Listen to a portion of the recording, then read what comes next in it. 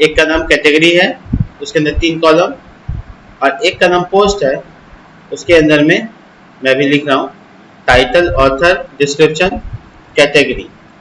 Actual में ये category जो है ये फॉरेन की है।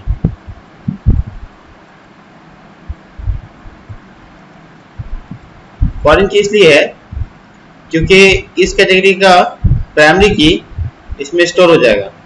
तो डीबीएमएस में जब दूसरे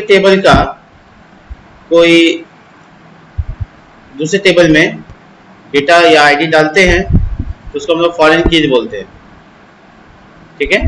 तो इसको एफ के नाम से हम यहाँ पे डिनोट कर देते हैं फॉरेन। कैसे बनाएंगे ये मुद्दा अलग है, उसको मॉडर्न बताएंगे। बस ये है टेबल स्ट्रक्चर। हम सेव करते हैं इसको, डेस्कटॉप पे फोल्डर बनाते हैं, इसका नाम रखते हैं, फोल्डर का नाम है, ध्यान रखो सारे नामों को थोड़ा सा ध्यान से देखेंगे तो ज़्यादा अच्छा है। न्यू फोल्डर भी बनाए थे, उसका नाम चेंज करो, स्टडी ब्लॉग। मैं बिना कोई स्पेस दिए स्टडी ब्लॉग नाम बताया। मैं इसका नाम रीड मोर .txt बना लेते हैं ताकि डिटेल में स्टोर हो जाए, ठीक है। तो यहाँ पे देखो न्यू फोल्डर का नाम जो स्टडी ब्लॉग रखे थे उसमें एक टेक्स्ट फाइल है यहाँ पे, उसमें बेसिकली हम कॉलम सबका नाम रखें ताकि हम भूल न जाए। तो हमारा प्रोजेक्ट फोल्डर ये है, ठीक है। तो यहाँ क्या क्या बनाना है, यहाँ पे एनवायरनमेंट बनाना होगा और यहीं पे अपना ज़ैंगो बनाना होगा। तो एक फोल्डर बना लो डेस्कटॉप पे स्टडी ब्लॉग नाम से, या एक काम करो, मैं पूरा कंप्लीट वीडियो रिकॉर्ड कर रहा हूँ, मैं प्रोजेक्ट बनाता हूँ, वीडियो आपको दे दूंगा, आप उसको देख के सेव से बना लेना। क्या बोलते हैं? ठीक। तो मैं थोड़ा रेगुलर बताते जाता हूँ और ये वीडियो रिकॉर्ड कर रहा हूँ, अब मैं भेज देता हूँ, आप लोग उसका प्रोजेक्ट बना लेना, ठीक है। तो ये जो स्टडी ब्लॉग है, सबसे पहला काम ये है कि मुझे वर्चुअल एनवायरनमेंट बनाना है। एक मिनट, कुछ स्टूडेंट नहीं आए, एक मिनट, मैं उन लोगों को लिंक भेजना भूल गया।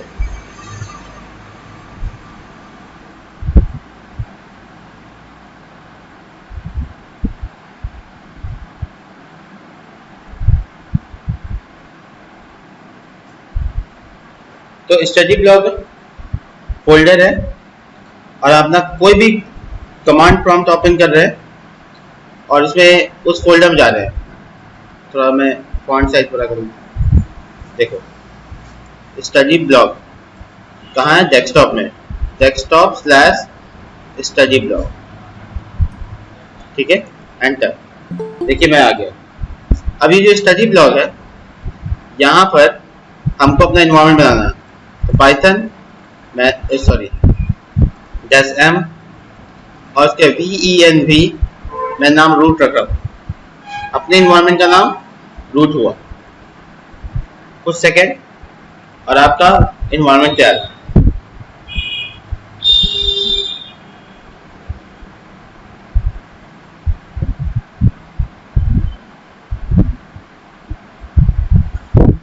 होने देते तैयार। अब आप जैसे फोल्डर को देखेंगे तो यहाँ पे एक रूट नाम का फोल्डर बन गया है, इसके अंदर में वही 3 फाइल जो कि मेरे एनवायरनमेंट के लिए होता है। तो कुछ सेकंड और आपका वर्चुअल एनवायरनमेंट तैयार है। बहुत सिंपल सा, python-m और वर्चुअल एनवायरनमेंट के लिए शॉर्ट फॉर्म है venv और उसका नाम मैंने लिखा रूट, बस हो गया। अब जैसे ही ये बना हुआ मिल जाएगा वैसे मैं इसको एक्टिवेट कर दूंगा और इसमें ज़ैंगो इंस्टॉल कर दूंगा। कोई भी जो हम लोग पाइथन का पैकेज इंस्टॉल करते हैं तो वो लाइब्रेरी में सेव हो जाता है LIB में। यहाँ पर जो भी हम लोग डालेंगे, ये तो सिर्फ ज़ैंगो है, ऐसा बहुत कुछ डाल सकते हैं, ठीक है। तो देखिए वापस चल के अभी तक नहीं छोड़ा है। यहाँ पर मुझे कमांड डालने के लिए इसने कुछ फाइल आउट बनाना है, देखिए बन गया। तो ये हो गया वर्चुअल एनवायरनमेंट क्रिएट। अब मुझे इस रूट फोल्डर में जाना है, तो मैं क्या लिखूंगा, cd रूट। अब उसके अंदर स्क्रिप्ट्स नाम का फोल्डर है जहाँ एक्टिवेट कर सकते हैं, तो मैं वहां चला जाता हूँ, एक्टिवेट लिख देता हूँ, हो गया। जैसे एक्टिवेट हुआ आगे में उसका नाम आ गया यहाँ पे। अब मैं बैक आ जाऊंगा, ये दोनों बैक आ जाऊंगा। मेरा फोल्डर है स्टडी ब्लॉक, तो 2 बार बैक आने के लिए लिखूंगा cd डॉट डॉट फिर डॉट डॉट स्लैश लगा के।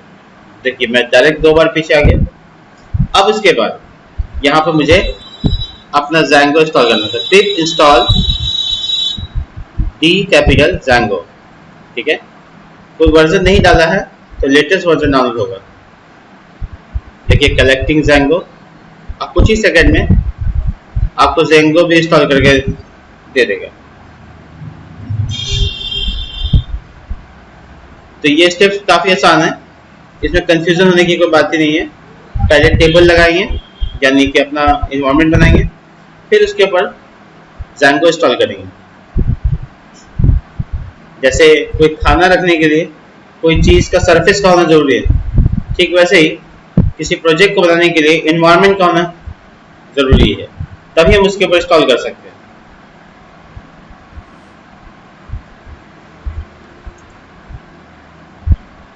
देखो रेगुलरली ये अपना इंस्टॉलेशन का काम हो रहा है।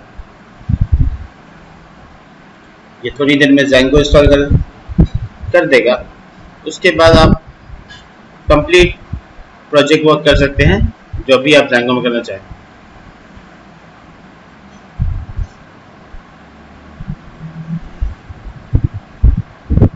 कुछ ही लम्हों में। तब तक मैं क्या करूं, इस फोल्डर को अपने किसी एडिटर सॉफ्टवेयर में डाल देते हैं। तो सब लाइन खोलूं मैं, इस फोल्डर को उसमें ऐड कर लूं।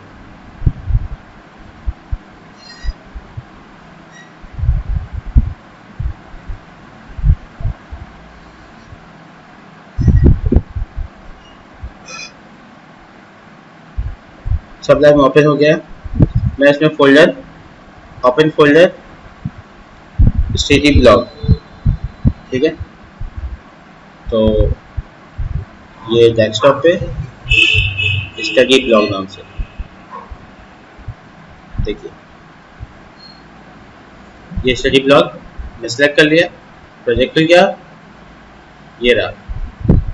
देखिए इसमें मैंने txt फाइल बनाया था वो दिख रहा है।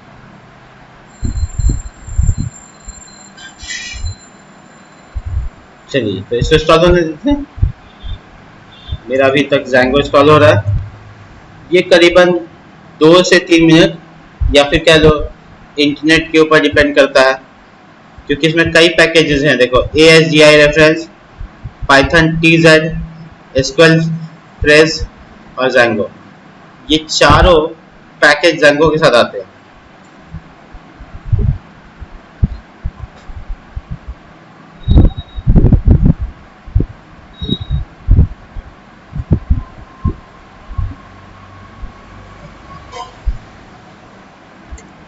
ठीक वैसे ही जैसे कोई सामान हम खरीदने जाते हैं तो साथ में बहुत सारी चीज़ें आते हैं जिसके सब कंपोनेंट्स होते हैं। जैसे पिज़्ज़ा के साथ रेड चिली पाउडर या फिर टी के साथ एक्स्ट्रा शुगर पैकेट्स, इस टाइप की कुछ है, तो उसके सब कंपोनेंट्स के रूप में यहाँ पे आते हैं। और ठीक ऐसे ही जब हम Django इंस्टॉल कर रहे थे तो हम लोगों को 4-5 चीज़ें और ऐड कर दी गई। अब देखो कई सारी चीज़ें हैं, जैसे Django में इमेज का काम कर रहे हैं तो उसके लिए अलग एक पैकेज होता है पिलो नाम से, वो इंस्टॉल करना पड़ता है। तो वो धीरे धीरे मुझे जो जो पैकेज की ज़रूरत पड़ेगी वो सब बताते चला जाएगा और इंस्टॉल होते जाएगा, और मेरा एक कंप्लीट पैकेज तैयार हो जाएगा मेरे वेब एप्लीकेशन के लिए। इसीलिए वर्चुअल एनवायरनमेंट बनाते हैं ताकि ये सारा पैकेज एक पर्टिकुलर ही प्रोजेक्ट के लिए बने, दूसरे प्रोजेक्ट के लिए ना बने। ऐसा इसलिए क्योंकि अगर दूसरा प्रोजेक्ट में दूसरा तरह का पैकेजेस का जरूरत पड़ा तो ये वाला के साथ उसका वो ना हो जाए, क्लैश ना हो जाए, तो इसके लिए सेपरेट वर्चुअल एनवायरनमेंट बनाना ज़्यादा अच्छा होता है।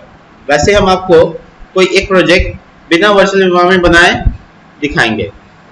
तो उस सिस्टम में बना हुआ जो एनवायरनमेंट है, जिसको ग्लोबल एनवायरनमेंट कहते हैं, उस पे आता है। ठीक है, तो वो भी हम आपको बताएंगे। वो एक्चुअल में हम लोग अपने कंप्यूटर में यहाँ से सेट कर सकते हैं। उसको हम लोग बोलते हैं सिस्टम एनवायरनमेंट। माई पीसी या दिस पीसी के प्रॉपर्टी में जो अगर जाएंगे तो वहाँ पे पाइथन को इंस्टॉल करने के बाद उसका एनवायरनमेंट बना देंगे।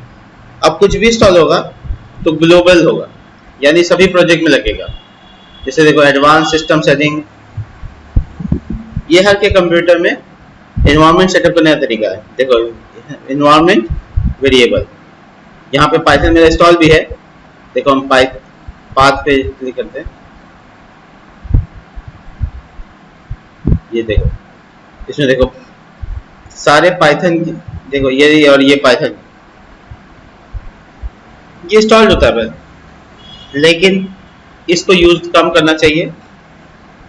अच्छे तरीके से अगर इसको आगे ले जाते हैं तो वैसे कोई इशू नहीं, आप यूज कर लीजिएंगे तो बोलेंगे सर सेम है, कोई इशू नहीं आ रहा है।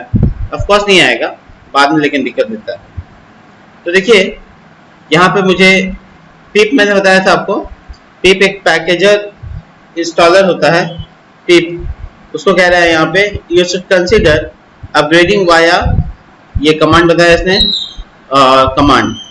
तो वो बता रहा है कि आपका पिप वर्जन है 19 और लेटेस्ट वर्जन आ गया 20.2।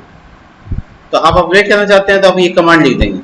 ठीक है, अगर मैं कमांड लिखूं तो क्या होगा, देखो मैंने बस कमांड कॉपी पेस्ट कर लिया और मैं एंटर मार दूं।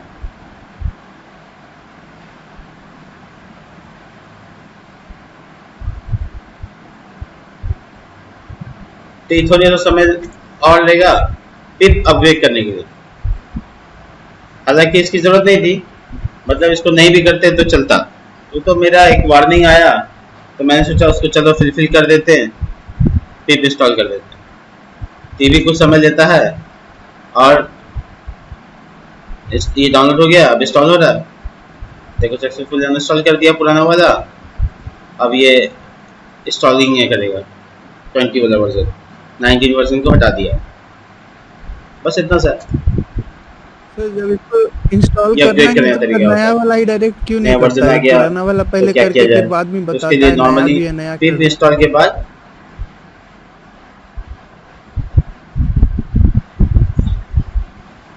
हाँ नहीं, जब ये जो 20 वाला वर्जन है ना, ये अनसुटेबल वर्जन होगा, मतलब बीटा वर्जन या अल्फा वर्जन।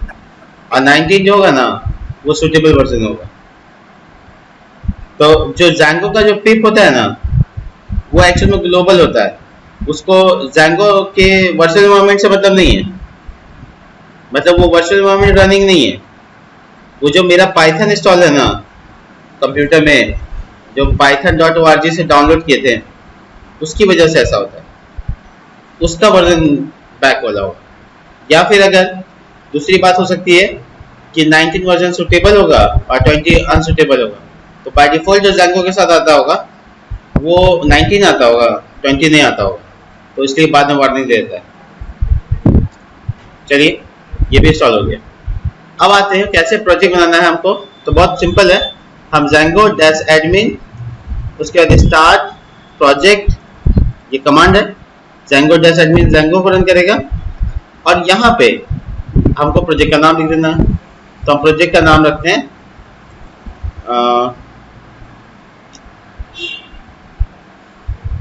क्या, कंसेप्ट्स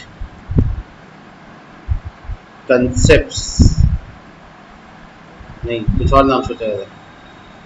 ये ट्रिक्स रख दीजिए सर, छोटा रहेगा। लर्निंग पॉइंट, ठीक है ना, मैं ऐसा नाम कुछ सोचता हूँ, ट्रिक्स। हाँ ठीक है, TRICKS, ठीक है। तो ट्रिक्स मेरा प्रोजेक्ट का नाम हुआ। मेरे फोल्डर का नाम क्या था जिसमें मेरा प्रोजेक्ट है, उसका नाम है स्टडी ब्लॉग। ट्रिक्स मेरा प्रोजेक्ट का नाम। और मैं ऐप बनाऊंगा, उसका नाम मैं बहुत सिंपल कंटेंट मैनेजमेंट सिस्टम यानी CMS रख लूंगा। ठीक है, एंटर किया मैंने, कुछ ही सेकंड के अंदर में एक फोल्डर ट्रिक्स नाम से बन जाएगा। देखो देखो बन गया, और ये फोल्डर अभी इसमें डेटा आ गया।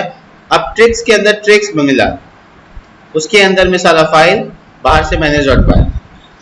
मैं क्या करूंगा यहाँ पे अक्सर लोग गलती कर रहे हैं, वो ये है कि मैं प्रोजेक्ट में जाऊंगा तब ऐप बनाऊंगा, प्रोजेक्ट के बाहर ऐप नहीं बनाऊंगा। तो यहाँ पे मैं cd ट्रिक्स लिख रहा हूँ, और जैसे मैं एंटर किया मैंने ट्रिक्स के अंदर अपने आप को ला दिया। अब मैं यहाँ पर लिखूंगा Django-admin स्टार्ट ऐप। इस काम को आप पाइथन manage.py स्टार्ट ऐप से भी कर सकते हैं, सेम कमांड। कुछ कह रहे थे? अच्छा ओ छूट गया, राइट, सही, तो एरर आ जाएगा हमको तुरंत। Start app. अब ऐप का नाम CMS जो वर्किंग है। काम क्या होता है ब्लॉग में? कंटेंट को मैनेज करना, तो CMS content management system. Hospital होता तो हॉस्पिटल मैनेजमेंट सिस्टम, HMS, ऐसे ही नाम होते हैं नॉर्मल। एंटर। और जैसे मैंने बनाया तो CMS नाम का फोल्डर बन गया, लेकिन मुझे उसके अंदर जाना नहीं है, मुझे बस अपने प्रोजेक्ट में ही रहना है और यहीं रन कर लेना। manage.py चूंकि इसी फोल्डर में, आपको ध्यान रखना manage.py जिस फोल्डर में है उसी फोल्डर में ये कमांड रन होगा। पाइथन तो ये बताने के लिए कि जो आगे का कमांड है वो पाइथन का है, manage.py फाइल का नाम और ये पैरामीटर जो हम लोग इसमें डाल रहे हैं। तो बेसिकली manage.py में पैरामीटर जब लेता है रन सर्वर, तो वो सर्वर रन कर देता है। देखो चेक करो सर्वर सक्सेसफुली इंस्टॉल हुआ या नहीं है। ये बहुत सिंपल चीज है, देखिए A to Z फोल्डर्स जितने ताम झाम थे सब यहाँ पे आ गए। अब मेरा प्रोजेक्ट लाइव हो रहा है या नहीं, इसको टेस्ट किया जाता है। उसके लिए मैं एंटर 8000 पे डाल रहा हूँ। देखिए Django इंस्टॉलेशन वर्क हो गया कंप्लीट। चलिए आगे बढ़ते हैं। सबसे पहले मैंने आपको बताया कि अपने ऐप को अपने प्रोजेक्ट के साथ जोड़ेंगे। setting.py में यहाँ आएंगे। सबसे पहला काम आपको लास्ट में अपने ऐप का नाम बता देना है, CMS, ठीक है, वेरी क्लियर। उसके बाद आपको एक टेम्पलेट फोल्डर बना लेना है अगर आप टेम्पलेटिंग करना चाहते हैं तो कहाँ बनाएंगे? तो टेम्पलेट manage.py के साथ होना चाहिए, यानी कि हम ट्रिक जो बाहर वाला है उसके ऊपर राइट क्लिक करके न्यू फोल्डर बना सकते हैं। तो हम नाम रख रहे हैं टेम्पलेट्स। इसका नाम हम आउटपुट भी रख सकते हैं, ऐसे कोई इशू नहीं है। तो हम टेम्पलेट्स स्टैंडर्ड नेम है तो मैं यूज कर रहा हूँ। देखिए टेम्पलेट्स एकदम इक्वलेंट है manage.py के। बस मैं यहाँ वही करूँगा, यहाँ लिखूँगा बेस दिया यार, एक कांस्टेंट है यहाँ पे स्लैश और टेम्पलेट्स। फोल्डर का नाम जो है S है मेरा, तो मैंने लिखा S। यहाँ पे अगर निशांत होता तो मैं यहाँ निशान लिखता। नीचे कौन सा फोल्डर? मैंने कुछ अपना ज्ञान नहीं लगाया। टेम्पलेट के ये हो गया मेरा setting.py का सेटिंग। अच्छा manage.py बाहर है। टेम्पलेट के जस्ट नीचे ट्रिक है जिसके अंदर में वो चारों फाइल है।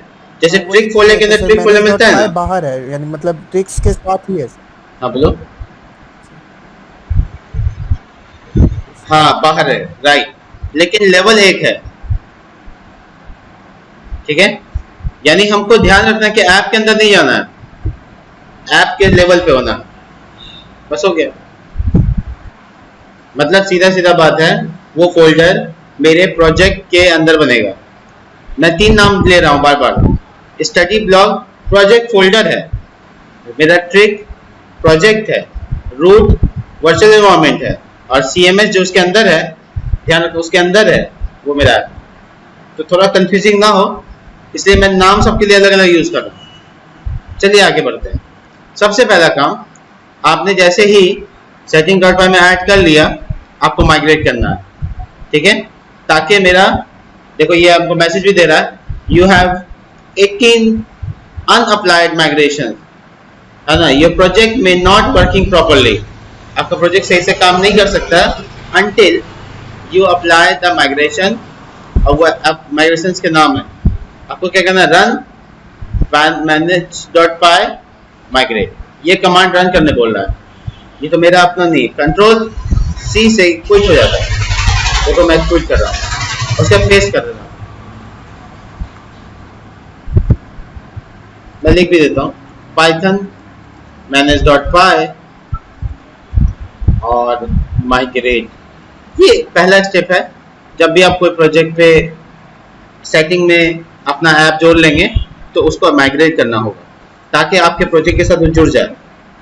देखिए ये ओके ओके का मैसेज ये बता रहा है कि आपका काम हो गया।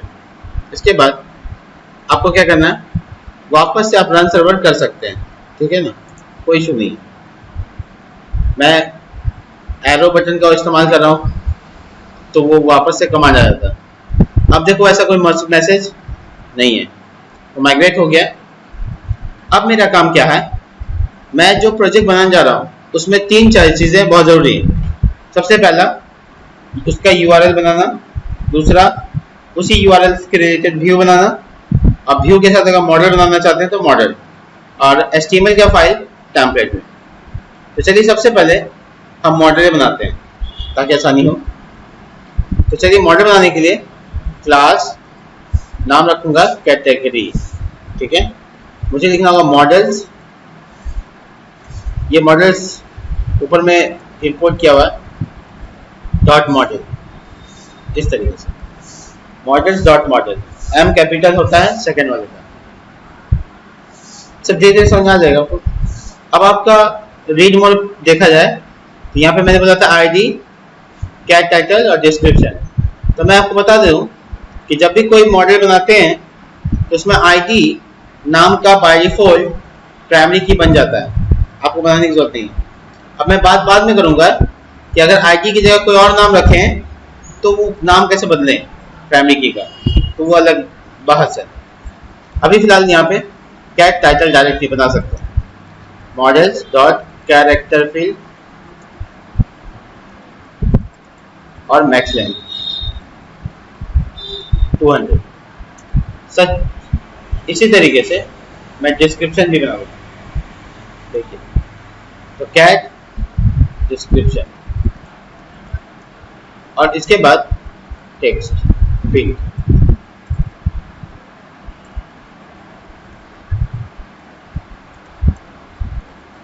सिंपल है कैटेगरी। अब इसमें यहाँ पर फंक्शन बनाता हूँ diff 2 बार अंडरस्कोर str 2 बार अंडरस्कोर।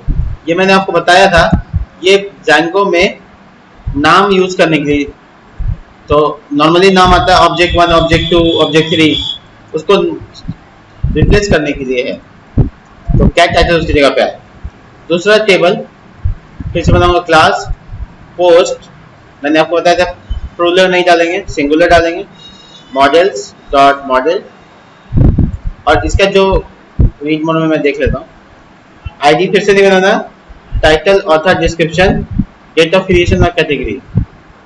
तो देखिए यहाँ पे सबसे पहले पोस्ट टाइटल, ठीक है, models dot character field max length is equal to 200, post description models dot text field, text field में लेंथ लगाने की जरूरत नहीं पड़ती है, इसलिए मैंने नहीं लगाया। उसके बाद ऑथर, तो मैं नाम रख रहा हूँ पोस्ट ऑथर। ये जो मैं बार बार पोस्ट आगे लगा रहा हूँ इसको बोला जाता है प्रीफिक्स, पहले से फिक्स है, मतलब आगे का नाम फिक्स है, आगे उसके बाद जो लगाते हैं, ये यूनिक बनाने के लिए किया जाता है।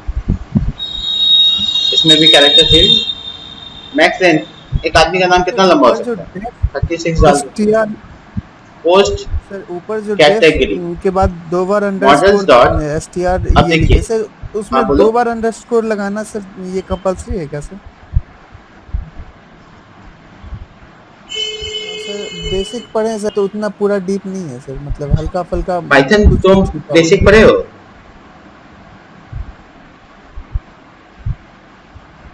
हाँ, तो मैं बताता हूँ। पाइथन की तरफ से दिया गया जो भी तुम्हारा फंक्शंस होता है क्लास के अंदर में, उसके आगे अगर आप दो बार अंडरस्कोर लगाते हैं तो वो प्राइवेट माना जाता है, मतलब प्राइवेट पब्लिक प्रोटेक्टेड होता है ना, तो यहाँ पे इसी टाइप से किया जाता है। और दूसरा ये कि दो बार अंडरस्कोर जो हम लगाए हैं वो डिफाइन करता है कि वो प्राइवेट है कि पब्लिक है कि प्रोटेक्टेड है। ये मैं थोड़ा सा एक क्लास अलग से ले लूंगा, उसमें मैं बेसिक पाइथन में मतलब मेरा कुछ थोड़ा बहुत सीखा हुआ है, तो जहाँ पे डाउट रहे ना उसके लिए अलग से क्लास ही कर लेंगे, डाउट खत्म हो जाएगा। हाँ नहीं, बहुत अच्छा है, नहीं बहुत अच्छा है। एक्चुअल में तुम्हारा क्या हुआ होगा, पाइथन का जो ऑब्जेक्ट ओरिएंटेड प्रोग्रामिंग कंसेप्ट है ना, वो तुम्हारा टच नहीं हुआ होगा। तो ये क्लास बनाया है, देखो ये ऑब्जेक्ट ओरिएंटेड प्रोग्रामिंग कंसेप्ट है ना। तो क्लास बनाकर जो अंदर में फंक्शन बनाया है तो उसको पब्लिक बनाए कि प्राइवेट कि protected. C plus plus I think याद होगा तुमको, उसमें पब्लिक प्राइवेट प्रोटेक्टेड होता है। तो पब्लिक डेटा बाहर भी यूज होता है, प्रोटेक्टेड जो डेटा होता है उसका इनहेरिट किया हुआ भी। जैसे देखो हम यहाँ पे जो लिख रहे हैं मॉडल्स डॉट मॉडल, ये एक्चुअल में इनहेरिट कर रहे हैं, मतलब पहले से जो क्लास बना हुआ है उसको बुला रहे हैं। और उसको एक्सेस करने के लिए देखो मॉडल्स डॉट कैरेक्टर, वहां पे फील्ड, उसका एक क्लास बना हुआ होगा, हम बस उसमें पैरामीटर डाल रहे हैं, उसको यूज कर ले रहे हैं। तो बहुत डेप्थ जाएंगे हम लोग। Date of joining, sorry date of creation, models dot date time field,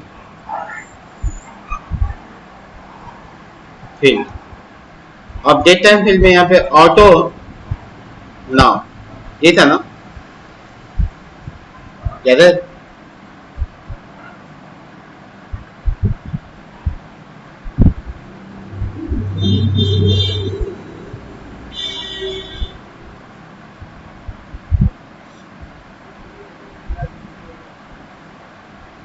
चलो, तो डेट टाइम जो फील्ड होता है उसमें उस टाइम स्टोर हो जाता है डेट जिस टाइम नया क्रिएट होता है।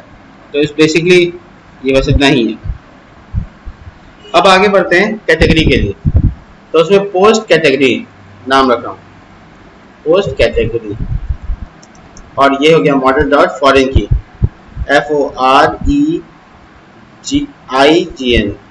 फॉरेन की, सही है ना, FOREIGN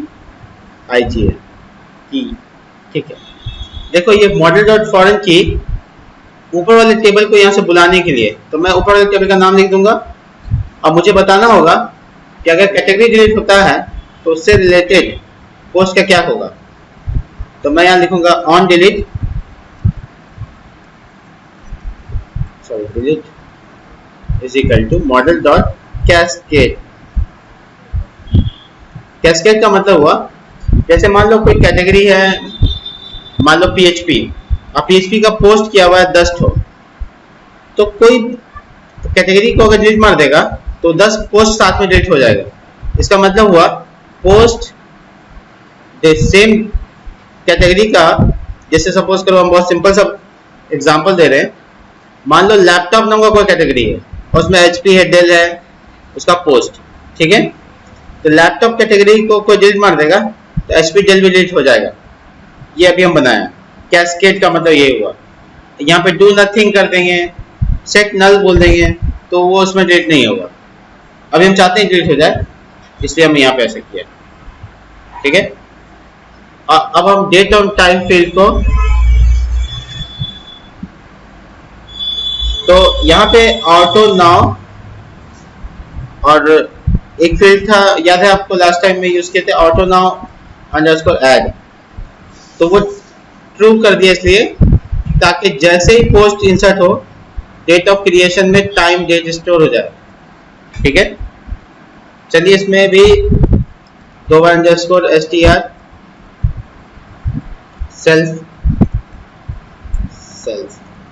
सेल्फ डॉट क्या जाएगा, पोस्ट टाइटल, बस हो गया। अच्छा मैंने गलती किया, फंक्शन में रिटर्न नहीं लगाया, बिना रिटर्न के फंक्शन नहीं होता है। और गलती अगर पता चल जाए तो गलती नहीं होता है। तो चलिए 2 टेबल बन गया। अब हम अपने व्यू में आते हैं। सबसे पहले यहाँ पे इंपोर्ट करेंगे दिस मॉडल इंपोर्ट। मैं सीधा सीधा दोनों पोस्ट का नाम, सबसे पहले कैटेगरी और दूसरा पोस्ट, ठीक है, दोनों आ गए। यहाँ मैं यहाँ पे क्लास बनाता हूँ, सॉरी फंक्शन। यहाँ पे नाम रखता हूँ होम और रिक्वेस्ट पास कर देता हूँ, ठीक है, रिटर्न रेंडर रिक्वेस्ट और यहाँ पे पेज का नाम। तो टेम्पलेट में पेज बनाते हैं, बहुत सिंपल सा, होम पेज, नाम रखते हैं home.html, home.html, ठीक है। मैंने HTML का पेज बना लिया। यहाँ पे वही नाम पिक करता हूँ, home.html। अब मैं यहाँ पे एक डाटा नाम का वेरिएबल बनाकर उसमें डिक्शनरी तैयार करता हूँ। सबसे पहले सारे पोस्ट जाएंगे, तो मैं ऐसा लगा देता हूँ यहाँ, post dot object dot all, ये सारे पोस्ट चले गए, comma category colon category dot objects dot all, ठीक है। तो ये सारे कैटेगरी और सारे पोस्ट को डाटा नाम के वेरिएबल में स्टोर कर लिया, ये लास्ट पैरामीटर में डाल देंगे। तो ये अब HTML के home.html में एक्सेसिबल है। चलिए व्यू बनाया मैंने। अब इस व्यू का URL बनाना पड़ेगा, url.py में आइए, ऊपर में जो कमेंट है उसको मिटा देते हैं, यहाँ लिखा फ्रॉम, ठीक है। इसके बाद हम लिखा cms डॉट व्यूज इंपोर्ट। अब उसका फंक्शन का नाम क्या है, व्यू में तो होम है, तो मैंने वहाँ पे इंपोर्ट कर दिया, ठीक है। अब मैं सिंपली यहाँ पे एक पाथ जोड़ूंगा होम पेज के लिए, तो कुछ नहीं दिखना है, होम नेम दे देता हूँ होम पेज, बहुत सिंपल। लीजिए व्यू भी तैयार हो गया। अब बाकी है HTML का काम, तो मैं बेसिकली HTML डालता हूँ, HTML का टैग। इसके बाद मैं लिखता हूँ स्टडी ब्लॉग ट्रिक्स, ठीक है। अब मैं यहाँ पे थोड़ा डिजाइन देता हूँ बूटस्ट्रैप का। तो बूटस्ट्रैप डिजाइन देने के लिए मैं लेकर जाता हूँ getbootstrap.com से ऑनलाइन बूटस्ट्रैप का लिंक, ये वेबसाइट है बूटस्ट्रैप का। अगर आप मेरा बूटस्ट्रैप सीखना चाहते हैं तो YouTube में पूरा 29 वीडियो पड़ा हुआ है, आप उसको देखेंगे एक बार, बस हो जाएगा आपका। मैं यहाँ जा रहा हूँ और हेड सेक्शन में यहाँ पेस्ट कर दिया, देखिए क्या मैंने पेस्ट किया, लिंक का टैग, बस हो गया। अब मैं बूटस्ट्रैप कर सकता हूँ। तो बूटस्ट्रैप है division class name bar space name bar dash expand dash LG name bar dash dark BG primary, इसके बाद टैग बंद, ठीक है। और इसके जस्ट बाद मैं यहाँ पे लोगों के लिए जगह बनाता हूँ A हर्फ, और यहाँ पे class name bar dash brand, और इसमें मैं लिखता हूँ स्टडी ब्लॉग, ये लोगो लग की जगह पे, ठीक है। मैं बाकी काम बाद में कर लूँगा इसका, अभी फिलहाल नेम बार तो बन गया। चलिए इसके नीचे एक कंटेनर बनाता हूँ, CONTAIN, ठीक है। अब इस कंटेनर में रो बनाता हूँ, रो में कॉल डैश LG डैश 3 का लेवल जो कैटेगरी दिखाएगा, तो हम यहाँ फॉर लूप चला ही देते हैं। तो देखिए मैंने व्यू में कैटेगरी, इसको रूलर फॉर्म कर देते हैं, कैटेगरीज ढेर सारा आएगा, वो कैटेगरीज में यहाँ पे लूप चला देता हूँ, यानी जितना डेटा डालेंगे यहाँ आ जाएगा।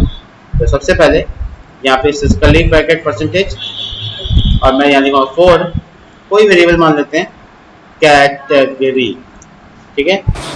उसके बाद इन और कैटेगरीज, ये कैटेगरीज वेरिएबल वहां से डेटा ला रहा है जैसे सर हम और लोग फॉर लूप की पाइथन मदद से करते थे ना एक एक करके प्रिंट कर सकते हैं कैटेगरी नाम के वेरिएबल यूज करते थे ना सर। हाँ बोलिए। बट सर इसमें सर परसेंटेज फॉर कैरेक्टर तो सर ये तो सब चेंज हो गया ना। हाँ राइट बिल्कुल वैसे ही। इसका वजह बता रहा हूँ।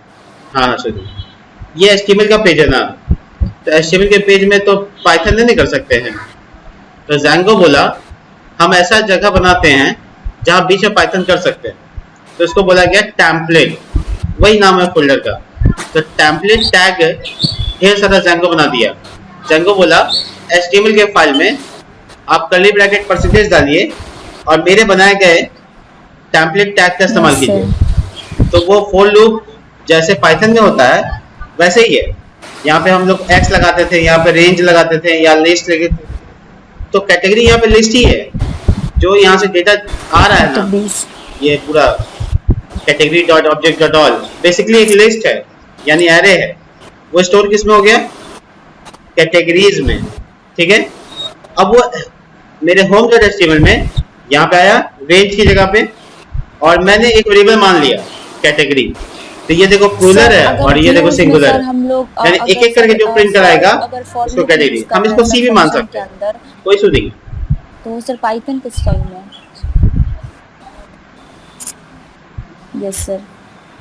तो वो पेज पाइथन स्टाइल में, जैसे देखो फॉर x इन रेंज, ये था ना, टैब, और इसमें इंड फॉर नहीं होगा क्योंकि इसमें इंडेंटेशन होता है, यानी कि एक 4 लाइन 4 स्पेस के बाद लिख सकते हैं। हाँ ये पाइथन हो गया। Django के पास अपना टेम्पलेट है जो HTML में करने के लिए अलाउ करता है। हम लोग जानते हैं ना HTML में कोई प्रोग्रामिंग नहीं हो सकता, लेकिन Django बोल रहा है कि हमारा जो HTML है उसमें आप ऐसा करके प्रोग्रामिंग कर सकते हो। तो हम बीच में प्रोग्रामिंग डाल रहे हैं। देखो अब अंदर में हम क्या लिखने जा रहे हैं। पहले तो हम बाहर में एक लिस्ट ग्रुप बनाते हैं। ये जो लिस्ट ग्रुप है ये सब बूटस्ट्रैप है। मैं इसका ending tag for each loop के बाद डाल दूंगा, ठीक है। और इसके बीच में मैं एक टैग लगा रहा हूँ ए हर्फ class list dash group dash item, ठीक है, list dash group dash item dash action, ये सब बूटस्ट्रैप है। अब मैं यहाँ पे 2 बार कर्ली ब्रैकेट डाल रहा हूँ। अब देखो यहाँ कर्ली ब्रैकेट परसेंटेज और यहाँ पे 2 बार कर्ली, क्यों? सुनो, जब हम कर्ली, हाँ बोलो, कर्ली ब्रैकेट और परसेंटेज तब लगाएंगे जब हमको कुछ इको नहीं करना होगा, कुछ काम करना हो, जैसे फॉर लूप चलाना। और जब कुछ इको करना हो यानी आउटपुट दिखाना हो तो 2 बार कर्ली ब्रैकेट, बस हो गया। अब हम यहाँ लिखेंगे सी डॉट, मेरे कॉलम का नाम क्या था? कैट टाइटल, जो मैंने लिखा था मॉडल में। देखो अब मैं एक अटैक बंद करूँ, जबरदस्त। अब ये जो एक अटैक बना है ये मेरा लूप के बीच में आ गया, और जितना भी कैटेगरी है वो सब दिख जाएगा। चलो यहाँ पे छोड़ते हैं यहाँ पे। इसके बाद कुछ बोल रहे थे क्या? मुझे कुछ बोला किसी ने, ठीक है। Hello sir. सर आप जो सर एंकर टैग के अंदर जो सर आप काम किए हैं ना, तो देखो मैंने लूप चला दिया, से बताइए ना बहुत आसानी से सर। ए हाँ, ना sir, yes sir. Anchor tag मतलब, अच्छा ए के अंदर देखो, ये तो डिजाइन के लिए किया मैंने। बूटस्ट्रैप में आता है लिस्ट डैश ग्रुप, एक मिनट, हाँ, list dash group dash item और list dash group dash item dash action, ये क्लास का नाम है जो बूटस्ट्रैप में लिस्ट के लिए डिजाइन होता है। इसको बात नहीं करके हम इसको बता रहे हैं। इसके बीच में हर कैटेगरी का नाम चाहिए था, तो वही वेरिएबल जो हम ऊपर माना है डॉट कॉलम का नाम। कौन कॉलम? मॉडल में जो लिखा था, देखो यस सर, कैट टाइटल, बस वही मैंने उठाया डाल दिया, ठीक है ना। अच्छा आउटपुट आएगा ना अभी, तो ज्यादा मजा आएगा। चलो अब हम लोगों को सुपर यूजर बनाना होगा डेटा इंसर्ट कराने के लिए। तो मैं कंट्रोल C यानी कैंसिल मारता हूँ, अपने सर्वर को। उसके लिए आप कंट्रोल ब्रेक भी लगा सकते हैं।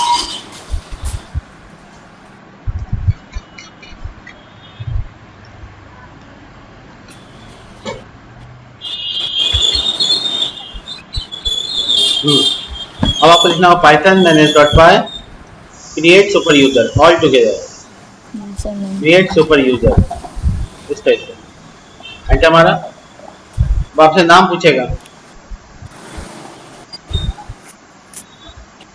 पूछा आंसर, हाँ पूछा। तो मैं नाम में क्या लिखूं? तो मैंने बोला एडमिन, ठीक है। ईमेल आईडी पूछा तो मैंने बोला rock@gmail.com, ठीक है। पासवर्ड पूछा तो मैंने बोला rock@123 rock@123। पासवर्ड जान लो तुम लोग, फिर भी नहीं कुछ हो पाएगा। Admin run. तो चलिए मेरे पास सर्वर ये एडमिन पैनल खोल सकता है। तो मैं क्या लिखूंगा यहाँ पे /admin, बस हो गया। अब आपको लॉगिन डिटेल से लॉगिन कर लेना है। जो आप लॉगिन करेंगे तो आपको टेबल नजर ही नहीं आ रहा, तो आप इंसर्ट कहाँ कीजिएगा? तो इसके लिए आपको जाना होगा admin.py में। सबसे पहले इंपोर्ट करना होगा कि इस फोल्डर में मॉडल्स को बुलाओ, इंपोर्ट करो कैटेगरी को और पोस्ट को, ठीक है। इसके बाद admin.site.register, माइक कोई ऑफ कर दो, किसी और ने कैटेगरी, और इसी तरह से admin.site.register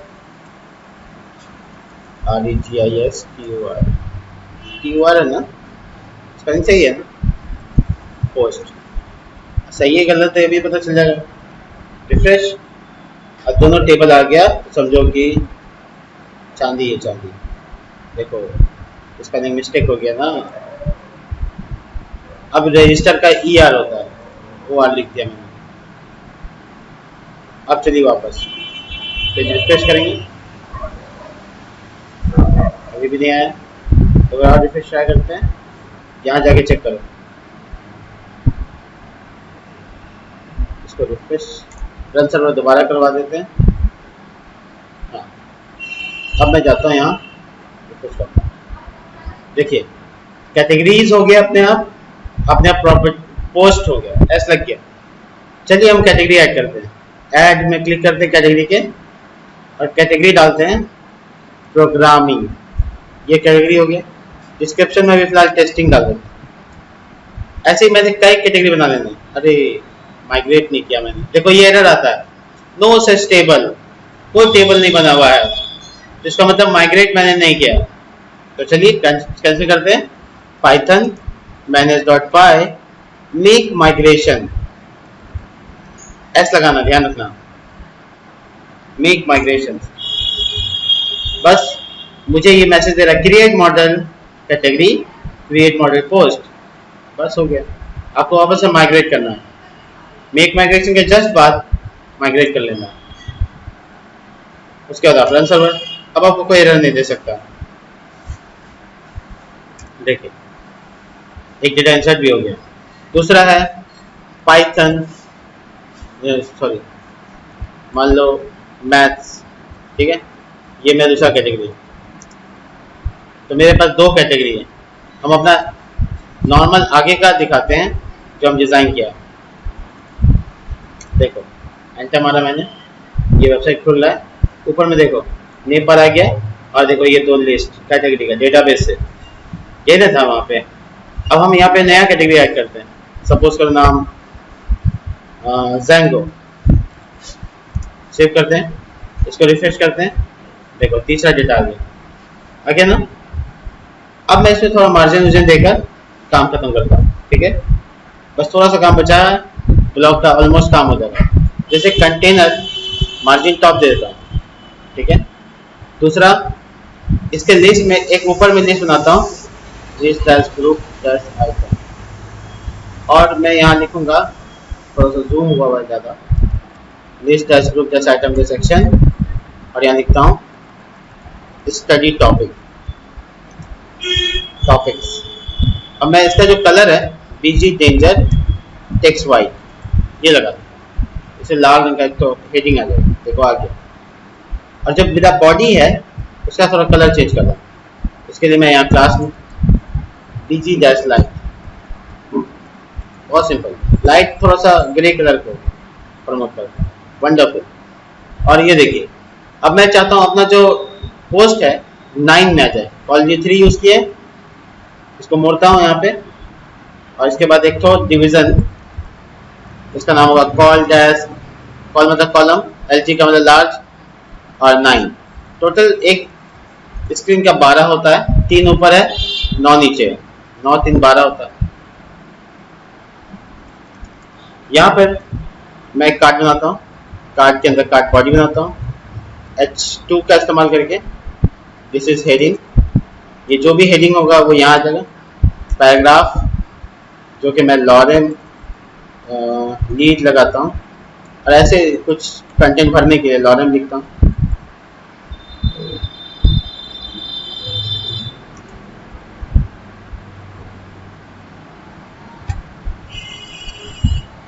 ऐसे कुछ डाल देता हूँ, मैं जो पोस्ट डालूंगा वो। और दूसरा एक बटन रीड मोड का, BTN डैश सक्सेस और फ्लॉट राइट कर देता हूँ।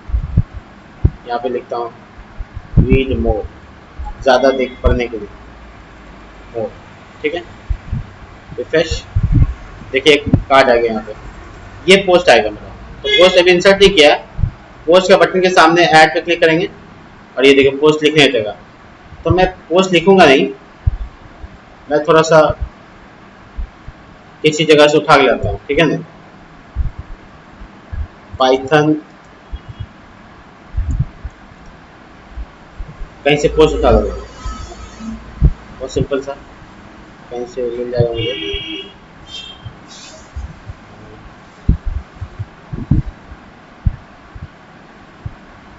चलिए लिखते हैं what is variable in Python, ये मेरा टाइटल हो गया। मान लो उसका डिस्क्रिप्शन ये, ठीक है, मान लो खाली बस। अब मैं यहाँ पर डाल देता हूँ ऑथर का नाम शादी किसान है और कैटेगरी प्रोग्रामिंग है, ठीक है। सेव, एक आर्टिकल सेव हो गया। ऐसे मैं एक और सेव करता हूँ, what is a data type in PHP, ये मेरा टाइटल हो गया। मान लो इसका डिस्क्रिप्शन,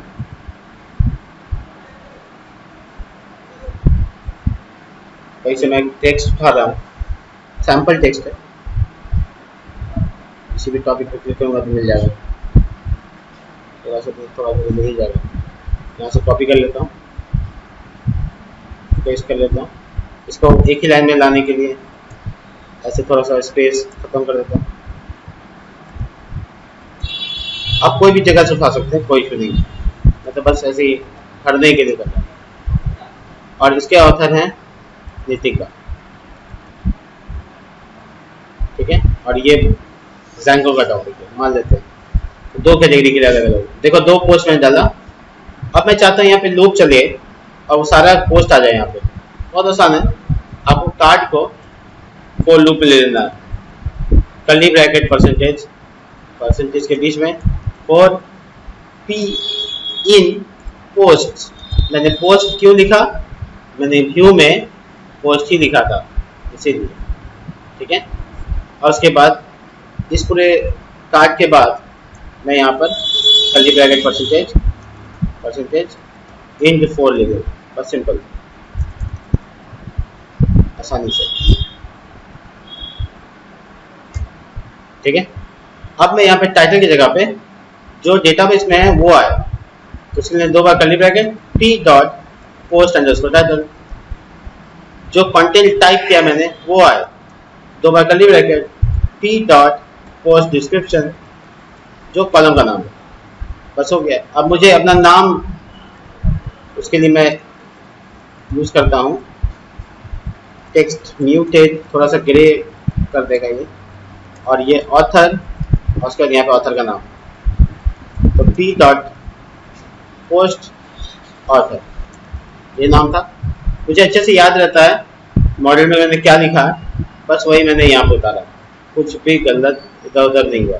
अच्छा, मार्जिन थोड़ा सा दे देता हूँ, मार्जिन बॉटम 3, ताकि एक दूसरे से सटे नहीं। वाह, देखिए दोनों डेटाबेस से आ गया। मेरा कंप्लीट काम खत्म हो गया और मैंने एक पोस्ट बना दिया।